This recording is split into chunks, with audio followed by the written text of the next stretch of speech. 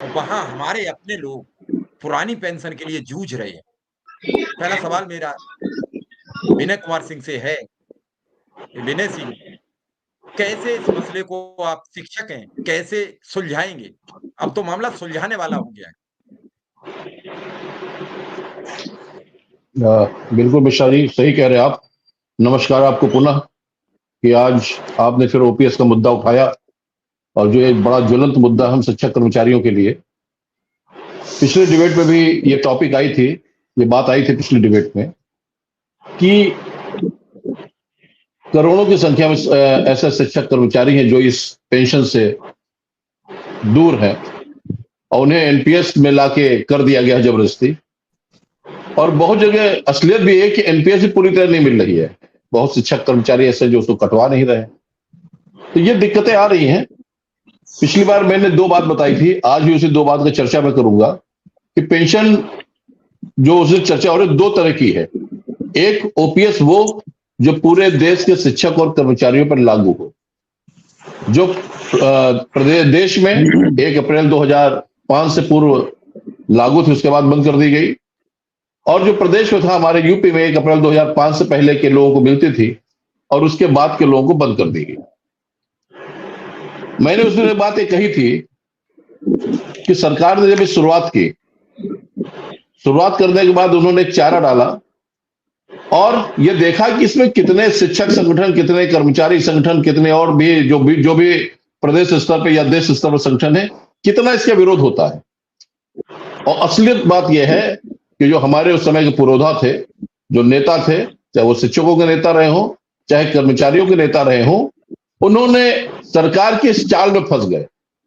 वो उसकी गहराई को समझ नहीं पाए कि सरकार क्या क्या चाहती है, क्या करना चाह रही है।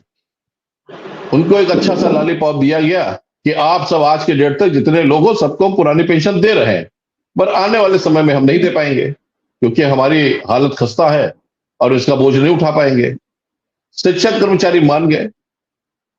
हकीकत यह है कि अगर उस समय भी विरोध किया जाता, जब ये शुरुआत हुई थी, और जम के विरोध करते, चाहे वो रेलवे के नेता होते जो पूरे देश स्तर पे काम कर रहे हैं, बहुत मजबूत संगठन है रेलवे का, चाहे हर प्रदेश के नेता होते, शिक्षकों के नेता, कर्मचारियों के नेता, हर विभाग के नेता, और उस समय ही इनको एक मंच पर आकर इसका खुल के विरोध करना चाहिए था। अगर उस समय विरोध हुआ होता तो शायद ये खत्म ना होती। पहले की गवर्नमेंट, पहले की जो भी गवर्नमेंट रही, कांग्रेस रही, जो भी रही, जिस स्थिति में भी रही, मगर उन्होंने पेंशन खत्म नहीं की थी। और आज जब इतना पैसा हमारे खजाने में जमा हो गया है तो आज पेंशन खत्म कर दी गई। लगातार हम लोग इस मुद्दे को ठंडे बस्ते में पड़ा था, कुछ संगठनों ने इस मुद्दे को उठाया, ज्वलन के रूप में तैयार किया, ज्वाला की तरह भड़काया। अब गवर्नमेंट क्या कर रही है, इसको दबाने का प्रयास कर रही है। दो तरह की बात बताई थी, एक तो जो पूरे उसमें, और दूसरे जो हम आपके चैनल में हम 8-10 लोग बैठे हैं, ये विसंगत का शिकार है। वो विसंगति ऐसी है कि जब हम लोग का एडवर्टीजमेंट हुआ था 1 अप्रैल 2005 से पूर्व, तो उस समय मुलायम सिंह की गवर्नमेंट थी। हम लोग का एडवर्टीजमेंट भी पहले हो चुका था, हम लोग की ट्रेनिंग भी 6-6 महीने के पहले करा दी गई थी, 3 माह का समय बाकी था। अगर उस समय की गवर्नमेंट के दिल में अगर सच्चाई होती तो हम लोग का इम्तिहान करा के रिजल्ट निकाल के, 3 महीने का समय बहुत होता है, और हम लोग का अपॉइंटमेंट दे देते, हम लोग ओपीएस में आ जाते।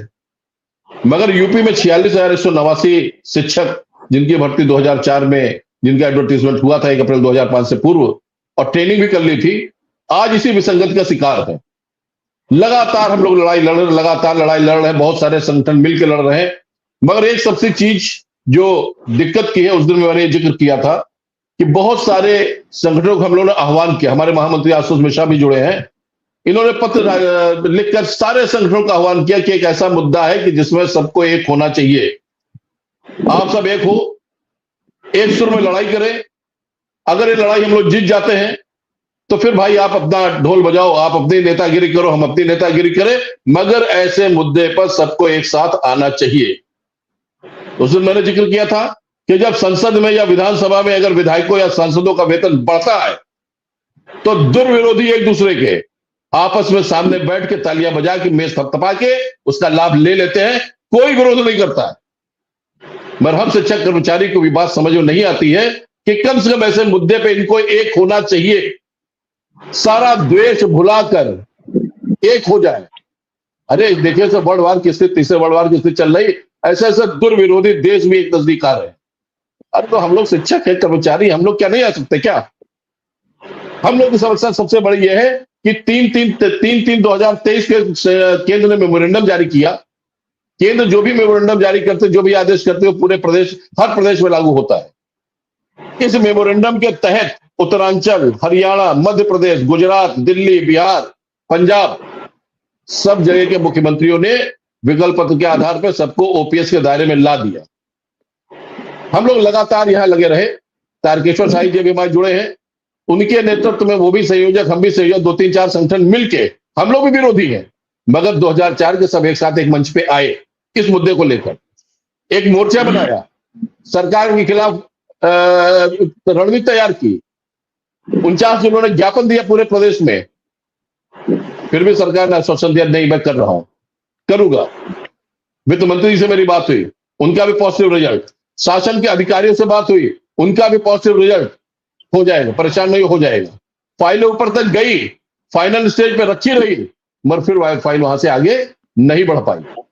अगर 7 प्रदेशों ने दे दिया है, तो क्या उत्तर प्रदेश को 3/3/23 का जो मेमोरेंडम केंद्र का था, उसके तहत क्या यहां पे मेमोरेंडम जारी नहीं किया जा सकता था? मगर हमको ऐसा लगता है कि हो सकता है हमारे माननीय मुख्यमंत्री जी की ये सोच हो कि ये तो निकल ही जा रहा है, इस समय तो माहौल अच्छा ही है, कई प्रदेश हम लोग जीत चुके हैं, 27 का इलेक्शन आ ही रहा, तो ये मुद्दा अभी हम क्यों हो जाने देते हाथ से? अभी तो 3 साल और है, इस मुद्दे को दोबारा देखेंगे। मगर उस स्थिति में कम से कम कुछ तो आश्वासन हमको दिया जाता। बस ये कागज हो रहा है, जारी हो जाएगा। कब जारी होगा, कैसे जारी होगा, कोई वो नहीं।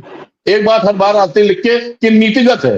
अरे भाई नीतिगत है तो नीति बनाने का काम भी तो माननीय मंत्री जी लोगों का है, जो सदन में बैठते हैं, कि हमको आप बता दो नीतिगत, हम नीति बनाएंगे। तो ये स्थितियां हैं। और जो आज हम लोग बैठे, इसी में बैठे हैं कि जो हम लोग 46,189 हम लोग बेसिक के हैं, इसके बाद माध्यमिक के शिक्षक हैं, तमाम कर्मचारी हैं, तमाम अन्य विभाग के लोग हैं। संख्या बहुत ज्यादा नहीं है, 60, 65, 70 हजार के आसपास है। कम से कम गवर्नमेंट को अपनी एक अच्छा वो दिखाना चाहिए कि भाई इतने लोग हैं, कम से कम जब 7 प्रदेश